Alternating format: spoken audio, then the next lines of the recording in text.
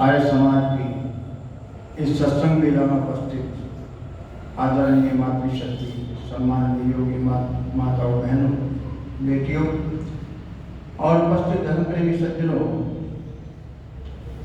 ये दिवाली का शुभ पर्व आता है हमारे लिए भी और सबके लिए भी। लेकिन एक दर्द दिल में है कि आज के दिन वो युग को चेताने वाला, वो कौम को चेताने वाला जिसका नाम महर्षि दयानंद था, वो इस संसार से विदा हो गया। एक दीपक बुझा, लाखों करोड़ों दीपकों को जला गया। बंधुओं, वो एक ऐसी शख्सियत थी जिसने 16 बार जहर किया, जीवन में 16 बार जहर किया। असत्य के मानने वालों ने, चाहने वालों ने, पाखंड के करने वालों ने 16 बार ऋषि दयानंद को जहर दिया। ऋषि दयानंद को 16 बार जहर दिया, लेकिन हर बार ईश्वर की कृपा से बच गए। मैं जिस नगर से संबंध रखता हूँ, मेरी जो जन्मस्थली है खुर्जा नगर, उसके पास में एक नगर है अनूप शहर, और अनूप शहर में गंगा जी बह करके जाती है। ऋषि दयानंद जी का आगमन वहां पर 3 बार हुआ था अनूप शहर के अंदर। ध्यान देने योग्य बात है, जिस समय अनूप शहर में वो ठहरे हुए थे तो एक व्यक्ति ने पान में जहर मिला करके उनको दे दिया। ऋषि दयानंद के भक्त तहसीलदार थे, 24 घंटे में उन्होंने उस पापी को पकड़ करके ऋषि दयानंद के सामने जंजीरों में जकड़ करके प्रस्तुत किया। तो ऋषि दयानंद बाहर ऋषि दयानंद नाम को साकार किया उन्होंने। जैसा नाम है दयानंद, दया के सागर हैं, उन्होंने दया दिखलाते हुए तहसीलदार से कहा, तहसीलदार साहब इसकी जंजीरें खोल, इसकी बेड़ियां काट, क्योंकि मैं संसार को बंधन से मुक्त कराने के लिए आया हूं, बंधन में बांधने के लिए नहीं आया हूं। कैसी करुणा, कैसी दया। और अंत में भी जब आपको मालूम है, आपने इतिहास सुना है, पढ़ा है, अजमेर के अंदर उनके ही जो रसोइया था जगन्नाथ, उसने दूध में जहर मिला करके शीशा पीस करके उनको दे दिया, वैश्या के और अंग्रेज सरकार के षड्यंत्र के कारण से। तो जब पता लगा ऋषि दयानंद को 12-1 बजे कि मुझे कुछ दे दिया गया है, तो उन्होंने अपने रसोइया को बुलाया। रसोइया से पूछा, तूने मुझे क्या दिया है? वो थर-थर कांपने लगा, कहने लगा है, ये बात है, मैंने आपको जहर दे दिया है। बोले ऋषि दयानंद, सुबह राजा को पता लगेगा, तुझे फांसी पर चढ़ा देगा। ये 500 रुपए उनको दिए, 500 मुद्रा की थैली दी और कहा, सीधे नेपाल भाग जा यहाँ से, वरना सुबह तुझे फांसी होगी। वाह ऋषि दयानंद। ऐसे हमारे मार्गदर्शक ऋषि दयानंद, आर्य समाज के संस्थापक ऋषि दयानंद, वो अमावस की 1883 की काली रात, जिसमें ऋषि दयानंद ने मौत से संघर्ष करते हुए परमात्मा से कहा, हे परमात्मा, तेरी इच्छा पूर्ण हो, और अपने शरीर को जमीन पर धर दिया और संसार से विदा हो गए। तो ऐसे ऋषि दयानंद को श्रद्धांजलि दिए बिना हमारी दिवाली पूरी नहीं हो सकती। तो मैं एक गीत श्रद्धा सुमन के रूप में आपके चरणों में प्रस्तुत कर रहा हूँ, ऋषि दयानंद की श्रद्धांजलि देते हुए। और दुनिया से कह रहा हूं, लिखने वाले ने क्या लिख दिया? पत्थर मत मारो दीवानो, भगवान का मस्त फकीर है ये।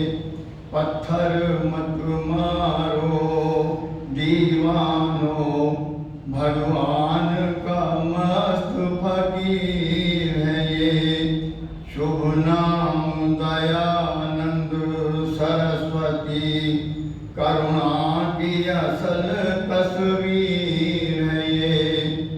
शुभ नाम दयानंद सरस्वती, करुणा की असल तस्वीर है ये। पत्थर मत मारो दीवानो, भगवान का मस्त फकीर है ये। जिसको तुमने समझा वो दुख में तुम्हारे रोता है, दिन में न कभी आराम करे, रातों को कभी ना सोता है। चिंता है वतन के लोगों की, हर दम रहता दिलगीर है ये। पत्थर मत मारो दीवानो, भगवान का मस्त फकीर है ये। शुभ नाम दयानंद सरस्वती, करुणा की असल तस्वीर है ये। मजबूर के तन पर चोट लगे तो दर्द हो इसके सीने में, बीती है उम्र गम खाने में और जहर के प्याले पीने में। है आह तड़पते हर दिल की, आँखों से छलकता नीर है ये। पत्थर मत मारो दीवानो, भगवान का मस्त फकीर है ये। शुभ नाम दयानंद सरस्वती, करुणा की असल तस्वीर है ये। मजबूत हिमालय के जैसा दिल फूल सको मल पाया है, गर्मी से झुलस तेरा ही को बरगद की सुहानी छाया है। युग पुरुष विशाल गगन जैसा, सागर की तरह गंभीर है ये।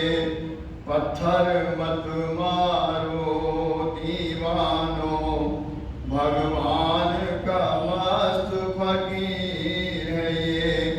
शुभ नाम दयानंद सरस्वती, करुणा की असल तस्वीर है ये। अंत में क्या कहा कवि ने? जब भूल समझ में आएगी, रो रो के बहुत पछताओगे। जब भूल समझ में आएगी, तो रो रो के बहुत पछताओगे। फिर देव दयानंद सा अपना हम दर्द कहाँ से लाओगे। फिर देव दयानंद सा अपना हम दर्द कहाँ से लाओगे। है ढाल पथिक जाति के लिए, दुश्मन के लिए शमशीर है ये। है ढाल पथिक जाति के लिए, दुश्मन के लिए शमशीर है ये।